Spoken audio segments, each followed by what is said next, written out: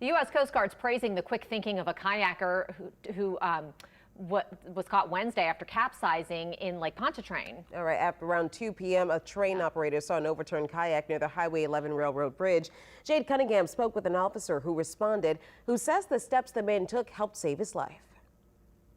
A calm day fishing on Lake Pontchartrain turned frightening. It was very fortunate When a kayaker found himself in a bad situation. He got caught in one of these pop-up storms. He tried to anchor. That anchor did not hold. He did about 2-3 flips, and on that last flip, he couldn't rewrite his kayak. Petty Officer Lee Loudermilk was part of the Coast Guard crew that responded. I was the first one to make contact with him. He said, "Man, I'm so glad to see y'all."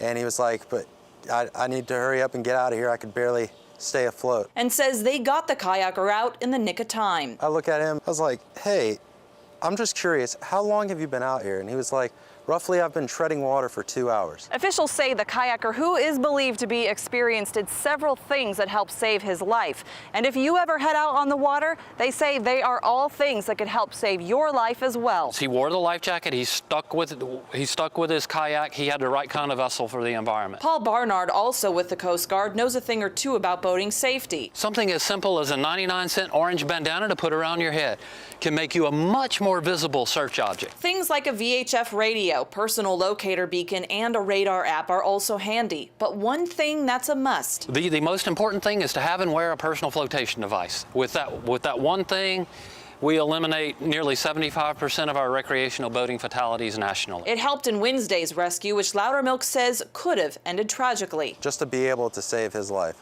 and be there when he needed us the most was the most gratifying feeling I've ever felt in my 5-year career. And he hopes it'll be an important reminder for boaters to always be safe and ready. Jay Cunningham, Eyewitness News.